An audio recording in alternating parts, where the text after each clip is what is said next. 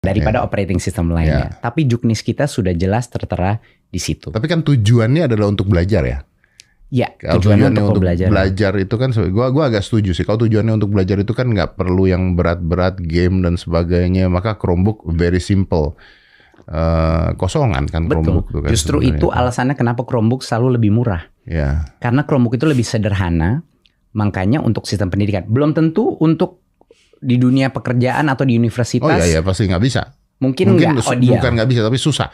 Karena Chromebook kan lu mengerjain suatu Google Doc dan sebagainya, semuanya terkoneksinya seperti itu. Oke, I get it. Jadi artinya pada saat lu jadi menteri, lu melakukan lagi assessment lagi ya? Assessment lagi. Dan diberikan kepada sekolah-sekolah yang sudah memiliki internet? Hanya kepada sekolah yang sudah memiliki internet. Oke.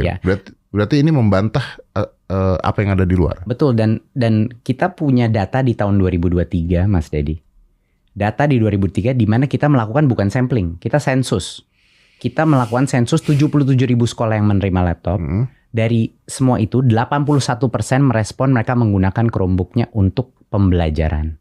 Works. Yes. Dan kalau ada juga kita kan ini semua sudah terdata karena kita punya device management-nya. 97% daripada Chromebook yang kita kirim itu teraktivasi dan terregistrasi. Artinya sampai di sekolah dan dinyalakan.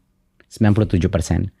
Nah, apakah mungkin ada beberapa sekolah yang tidak punya internet yang menerima? Yes, sangat mungkin. Gimana caranya? Dan kami pun menemukan situasi itu saat kita mengirim sekolah-sekolahnya, mengirim laptop-laptopnya ke sekolah. Kadang-kadang ada sekolah yang bilang mereka punya internet padahal tidak punya. Kadang-kadang ada coverage 3G yang mungkin salah. Jadi kami melakukan realokasi juga. Dipindah kepada sekolah yang sudah ada. Dan kita lakukan ini secara berkala setelah melakukan pengadaan ini. Oke, berapa orang dari staff lu sudah masuk? Di saat ini belum ada. Belum ya? Belum ada. Berarti baru pemeriksaan kan? Iya. Oke, pemeriksaan. Oke. Nah, oke, itu cukup menjawab buat gue bahwa dari 28 saksi diperiksa sudah dilakukan 3 penggeledahan kan? Iya. Ya kan? Nah, ini cukup menjawab sih kalau lu nanya gue bahwa artinya lu memilih Chromebook karena dia sederhana dan assessment ulang sudah dilakukan, hanya dibagikan kepada.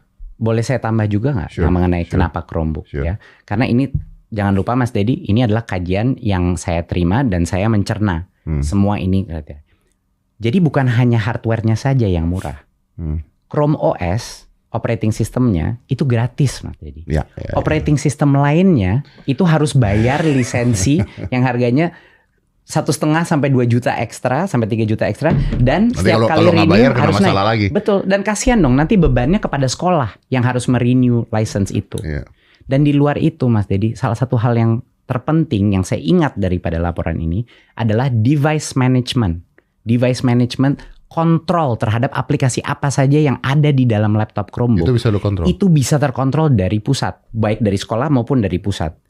Jadi app-app ancaman, contohnya app ya atau situs-situs atau app pornografi, judi online, gaming itu semuanya bisa terkontrol dengan Chromebook tanpa biaya tambahan.